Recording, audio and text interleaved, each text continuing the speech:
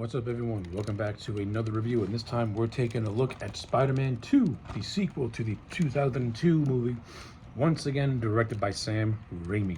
So the story of Spider-Man 2 sees Spider-Man take on one of his greatest rivals in Dr. Octopus, while at the same time trying to reconcile both his personal life as Peter Parker and his superhero life as Spider-Man, and just struggling to pretty much have the two entities coexist. So yeah, that's the overall gist of Spider-Man 2. Well, let's talk about it. So, pretty much, Spider-Man 2 has often been regarded as one of the greatest superhero movies ever made. And now you also got to remember, by 2004 standpoint, a moniker like that wasn't really all that impressive when you look at the landscape of superhero movies up to that point. Yeah, sure, you had the original Richard Donner Superman, you had Batman '89. You just had the first two X-Men movies come out. Daredevil just came out. The first Spider-Man movie just came out. So, like, the superhero landscape was just growing and just burgeoning. So, like, to give this movie at that time one of the greatest, the moniker of GOAT, I mean, it didn't really have a whole lot of stiff competition when you look at it. Now, as the years went on and as the decades went on, and the superhero landscape started to grew and grew and grew, you can make a case that Spider-Man 2 still holds up as one of the greatest superhero movies of all time, or you can say that it goes down a notch. I'm going to do my best to illustrate my pros and my cons on Spider-Man 2, because I genuinely think that Spider-Man 2 is still, 20 years later, a great sequel, a really good movie, and just tells a very grounded and human story, and balances out the fantastical elements that make Spider-Man great. Is Spider-Man 2 perfect? No, like the first movie, it does have some issues, it does have some flaws, but what it makes up with those flaws, it tells a very just personal and relatable story. So without further ado, let's get right on it with the pros. So instantly, the returning cast members of Tobey Maguire, Kirsten Dunst, and James Franco, they reprise their roles as Peter Parker, Mary Jane, and Harry Osborn, and just like in the first movie, they put on A-plus performances in this movie. I think in Spider-Man 2, their performances are much more sharper. They feel much more comfortable in the roles, especially Tobey Maguire. He feels much more comfortable in the role of Peter Parker / Spider-Man. Kirsten Dunst, her her Mary Jane also feels more comfortable. James Franco, James Franco as Harry Osborn.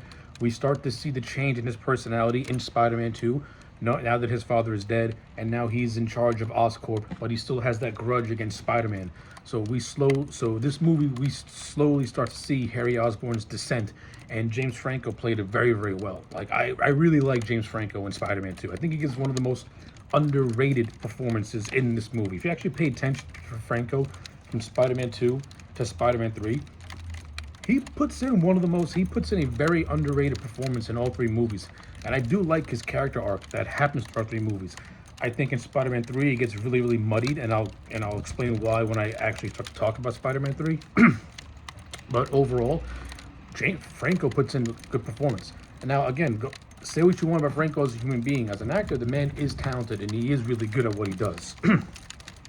So I got no complaints with that. Tobey Maguire, I think he did a really good job at just showing Peter Parker as the man just struggling with his job, struggling with his friendships and relationships, having a hard time trying to balance out his personal life with his Spider-Man life, and just seeing him fail constantly. It starts to take a toll on him, and he starts to question as to whether or not he really wants to be Spider-Man. And that's actually what causes his powers to glitch out on him.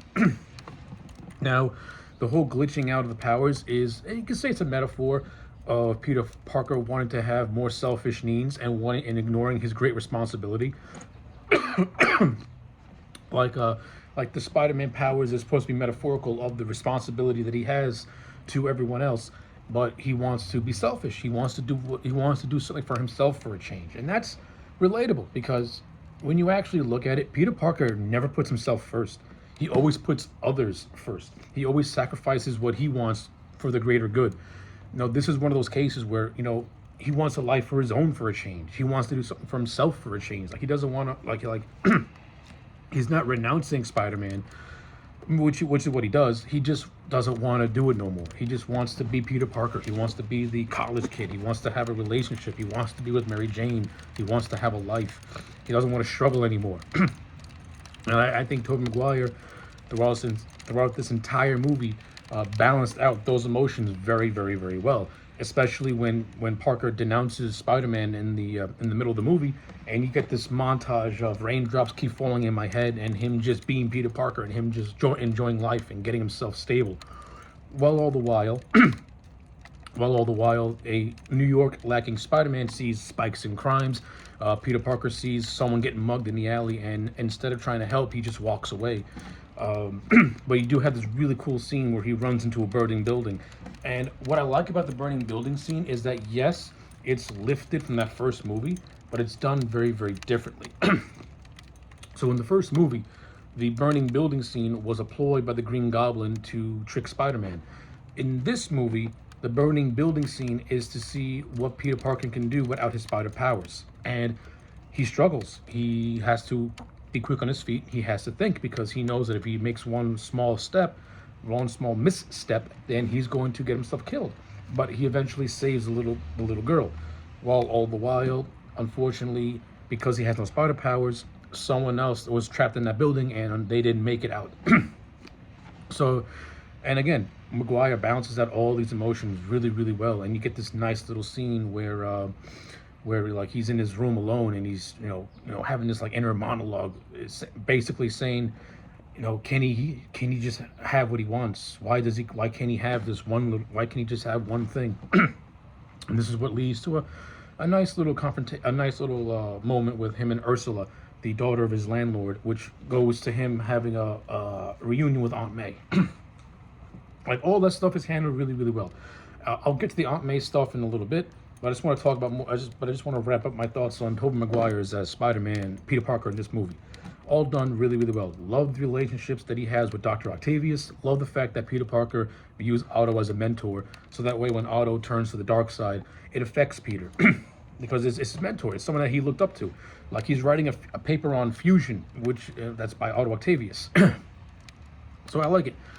Really well handled, really well thought out, and it works. Like I like how Peter Parker and Otto are like the two sides of the same coin motif. Both extremely smart guys, but Otto takes it one step further and almost pretty much destroys the entire city because of his blind ambition, in a way. I'll elaborate more on that in a little bit. But yeah, all that good stuff. Like I said, the stuff with Mary Jane, it's fine. Her and Tobey Maguire have more refined on-screen chemistry in this movie. I'm not really too keen on the whole subplot with her going out with J. Jonah Jameson's son, John Jameson, mainly because it's just there as filler, and and Parker and John Jameson never really have a scene where they interact with each other. I just think he's there just for the sake of being there. And especially when you get to the ending, when Mary Jane leaves him at the altar and he has that look of, just anger on his face. When you watch the third movie, John Jameson's nowhere to be found. And I kind of like asked the question, what was the point of even inserting this character into this movie? What was the point of even giving Mary Jane a fiance? Is it just to put another robot completer? It's done in a way that just seems like filler, and you could have done it much more differently. But in terms of Mary Jane and her relationship with Peter, it's better handled in this movie, especially when you get to the coffee shop scene where Mary Jane kind of puts two and two together. Is starting to put two and two together that Peter Parker and Spider-Man may be one and the same. And of course that gets confirmed in the big climax when Parker saves her from Dr. Octopus. So I like it. The stuff with Mary Jane, it could be done a little bit better than what it was, but I enjoyed it. And Kirsten Dunst, I think, put in a decent performance, better than the first movie. I think she was more refined in this one. I already said my piece on James Franco, Harry Osborn. I thought he was great. He has some of my favorite scenes in this movie. I like the scenes where he gets angry at Peter, like drunk at a party, and just starts to slap him and taunt him.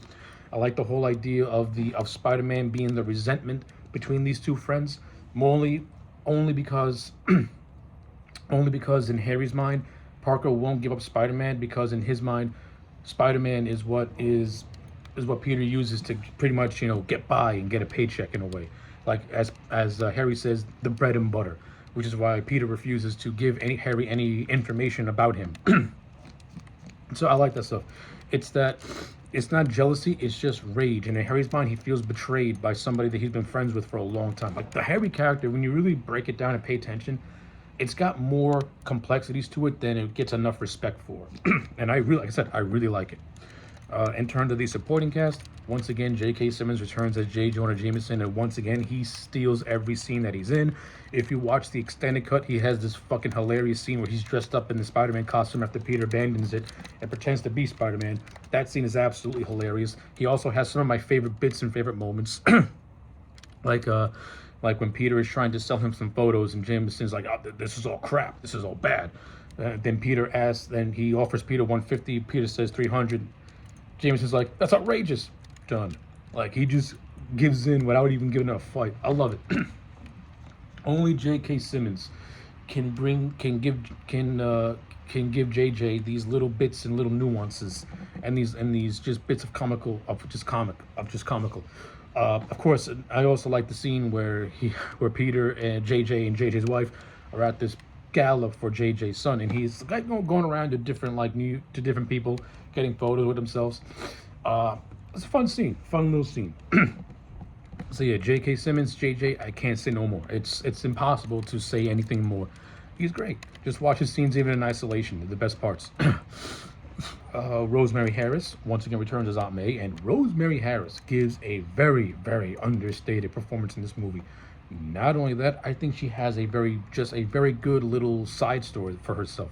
So we see Aunt May, who is pretty much since Ben's death, she's been struggling, trying to make it on her own, but she just can't. And of course, you got Peter, who is also not in really good financial straits as himself. But you also have Peter, who is still hanging over the fact that in his mind he killed his uncle and feels very responsible for it. And pretty much throughout the movie, he tries to confess this to Aunt May, which eventually leads to a very warm yet very, very tense scene where Peter confesses to Aunt May that because of him, Uncle Ben died because he got into a fight with a promoter who stiffed him, and he let the guy who robbed the promoter go, and the man who robbed the promoter ended up shooting Uncle Ben. It's a brilliant scene, beautifully acted. You can see the confusion in May's eyes. You can see I don't know what to make of this in her performance, but I do like how it's paid off. Where Aunt May, she doesn't hate Peter, but she has more respect for Peter, and she appreciates the fact that Peter, got the monkey off his back and told her the truth about what really happened, and it just further strengthens the bond between May and Peter. Very understated subplot that really pays off and further adds to Peter's just character as a whole, because it starts to slowly get his confidence back, which we see in which he eventually is able to be Spider-Man again. And I'm going to talk about the Peter losing his powers thing in a little, put more expansion on that in a little bit. But yeah, Rosemary Harris, I can't say enough good things. She was very, very good in this movie. Puts in a very good performance. And like I said, has one of the best little subplots. Like from her trying to make ends meet to Peter confessing and to them making amends, so to speak. Good stuff. Now we get on to one of my favorite parts of this movie. That has to be Alfred Molina as Dr. Octopus Otto Octavius. Like Willem Dafoe, Alfred Molina is the character of Doc Ock. Not only that, he makes Dr. Octavius the world's most likable person. And the relationship that he has with Peter is awesome. You really get a sense of that student-mentor relationship, and maybe a little bit of a father-son thing going on between these two. These are two men with brilliant minds. And of course, Octavius has one of the greatest lines in the history of superhero movies. Peter Parker, brilliant but lazy. Intelligence is not a privilege, it's a gift to use for the betterment of mankind. These are great lines that are spurred up by Alfred Molina. And I think only somebody of Alfred Molina's caliber could make the character of Otto Octavius come to life, because Molina does a really good job at balancing the menace of Otto Octavius and that dark sense of humor of Otto Octavius, especially when he becomes full-blown Doc Ock. Only Molina can balance it out and make it good. When we first see him, yeah, he's the mild-mannered Dr. Octavius. He's got a nice wife. He and Peter start to form a really cool bond. over the love of science, and it's actually Octavius who encourages Peter to start feeding Mary Jane poetry, so that way he can finally win her back. And then when Otto does his demonstration, everything goes horribly wrong, which results in the death of his wife, and also results in the accident that fuses the technicals to his spine. And then we get this great horror scene that is very reminiscent of the Evil Dead, where the four tentacles have a mind of their own, and they start killing every single doctor in the room while Otto is unconscious.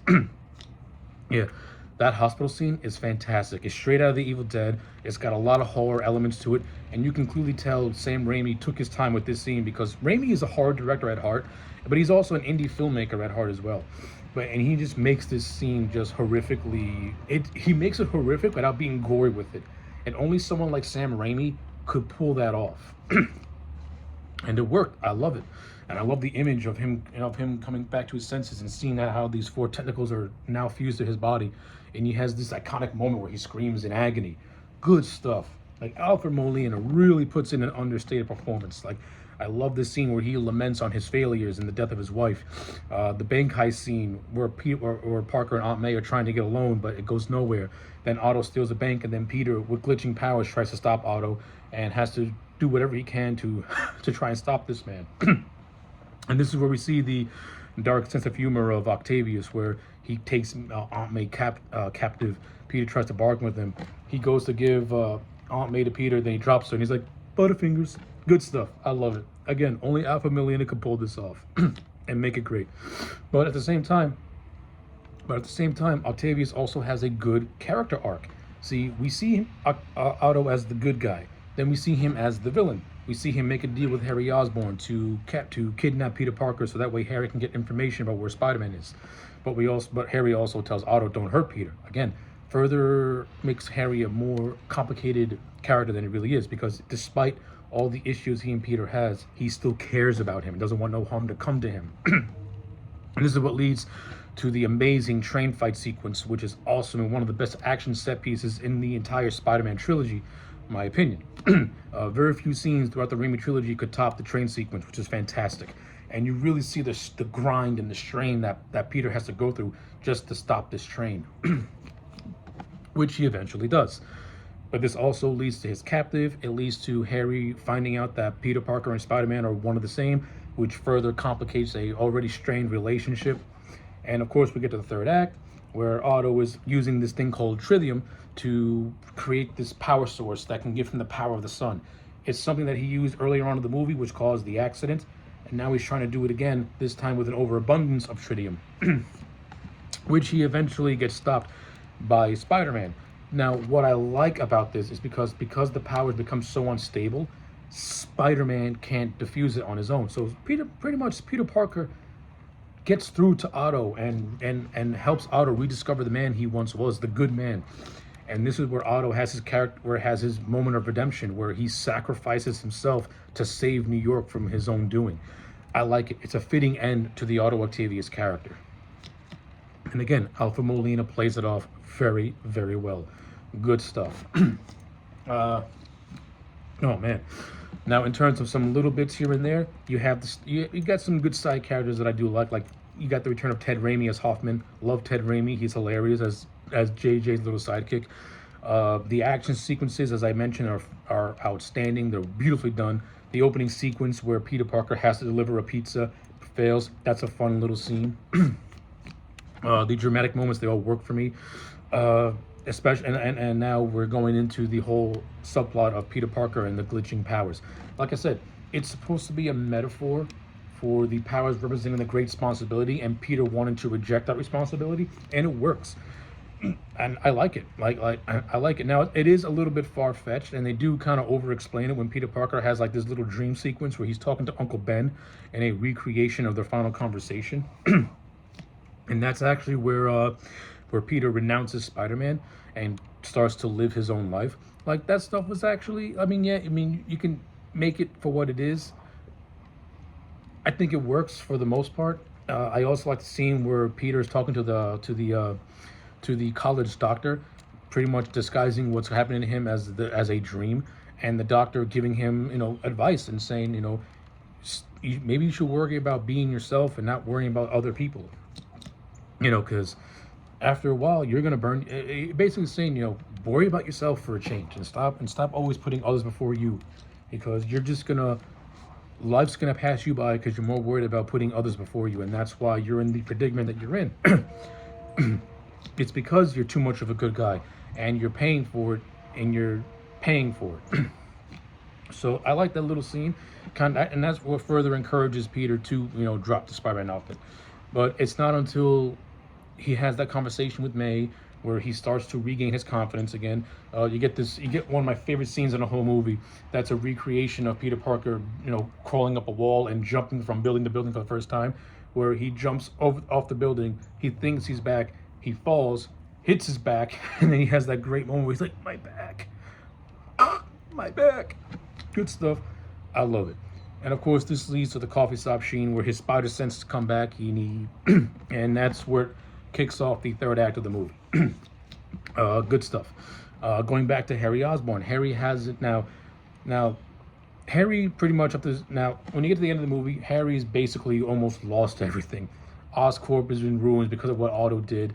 He just found out that his best friend is Spider-Man, and the man in his mind responsible for killing his father. Now Harry, his mind is breaking, and it gets paid off when he has a vision or apparition of Norman Osborn. Yes, we get the return of Norman Osborn and a Willem Dafoe cameo in a scene that is very reminiscent of Hamlet and his father. And I'm not gonna lie, I like it. I like it because it's Harry. It's Harry seeing a perceived vision that he has of his father. It's not his father returning from beyond the grave.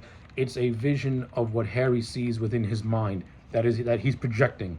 And of course, this is what leads to Harry discovering the Goblin Lair, which again sets up Spider-Man 3 and what's to happen in that movie. And then everything plays out. You get to the wedding. Mary Jane leaves John Jameson. She reunites with Peter. They make the commitment for each other, with Mary Jane accepting the risks that come with it, and Peter Parker learning to balance his personal life with his Spider-Man life and getting what he wants. He gets to be Spider-Man and gets to be with the woman he wants. So yeah, I think I covered basically all there is left to cover with Spider-Man 2. After talking about it, Spider-Man 2 is still a great movie, and yeah, it is one of the greatest superhero movies of all time. Is it perfect? Is it overly perfect? No. But is it close to perfect? It's so close to perfect. You have a couple of minor things here and there that I would have changed or that would have changed up. But overall, Spider-Man 2 is a 9 out of 10. This movie exceeds that first movie, tells a much better story. The villain is much more relatable and likable.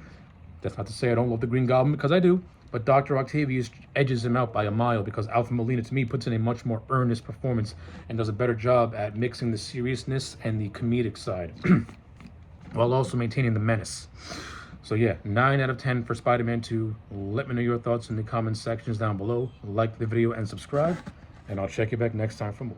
All right, so to give a brief little anecdote, I want to talk about the roles of Dylan Baker as Kirk Connors and Bruce Campbell as the maitre d'. First, the Kirk Connors cameo by Dylan Baker, I liked it a lot. I like the fact that he's Peter Parker's teacher, and that Parker's in danger of flunking his class. But since Peter is doing a paper on Dr. Octavius, and Connors says that Octavius is a close friend of his, I like it. I like the fact that Connors gives Parker a little leeway, but will flunk him if he fails to do what he has to do. I like it. It's a nice little setup for Kirk Connors and what could have been if a Spider-Man 4 would have been made. Of course, Connors' role is expanded more in the third movie, and I'll talk about that when I get to the third movie. And now we get to the Bruce Campbell cameo as the maitre d'. I love this brief little scene. The whole context of this scene is that Mary Jane invited Peter to go to one of her Broadway shows, and Peter ran late, and as a result, couldn't make it into the show. And Peter tries everything, but he keeps getting shut down by the maitre d', who just acts as rude as possible. And Bruce Campbell, being Bruce Campbell, is absolutely hysterical as the maitre d'. Owns it. Just like his role as a ring announcer, Bruce Campbell has some of the best moments throughout the Spider-Man trilogy. His cameos are always a highlight.